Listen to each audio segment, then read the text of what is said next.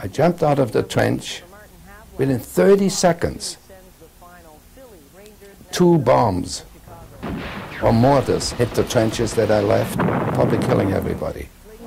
I was smashed against the tree. I broke my hand and I broke my thigh. My thigh bone was sticking out. Lying there, Martin Maxwell had time to ponder his future. He had survived D-Day as a member of the elite glider pilot regiment. Now in September 44, he had flown his lumbering glider, carrying Polish troops to the Dutch town of Oosterbeek. Soon he was fighting as a rifleman in one of the bitterest battles of the war. So, though wounded, he had survived, but for how long? They grabbed me and they half dragged me into a house where there were so many dead people and dying people and screaming people. You know what I wanted to do? Just lie down and die with them, because I had such terrible pain.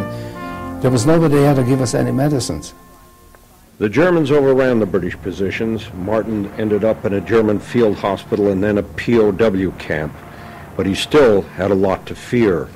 He wasn't British, he was Austrian and a Jew, and his name wasn't Martin Maxwell.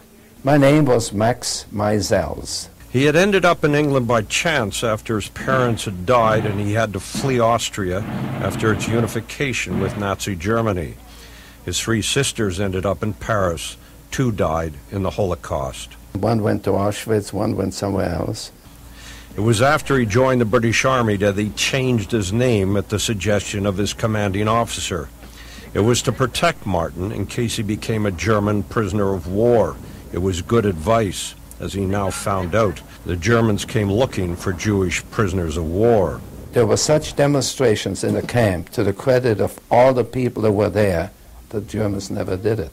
For the moment, Martin was saved, but the conditions within the prison camp as the war wound down became desperate. I was so sick. I weighed 93 pounds or something like that. I was really ill. Many of us were ill. Martin was repatriated to England. A few years later, he moved to Canada. But he still remembers and visits a British airborne cemetery at Oosterbeek in Holland. As I was going round and putting stones on the monuments, the Dutch people who followed me round said, "What are you doing? What does that mean?" I said, when Jacob buried his beloved wife Rachel many years ago, he built a mound of stones to tell the world, here lies an important person. And these people here are the important persons, because they gave us our freedom.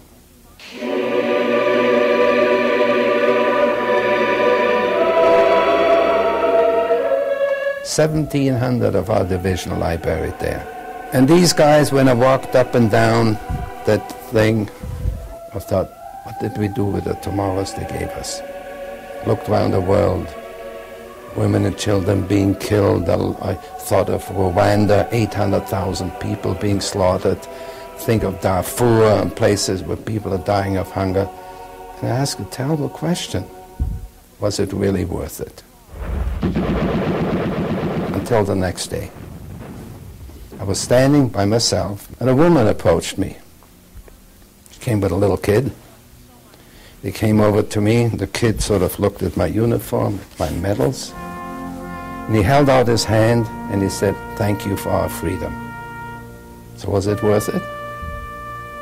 I think it was.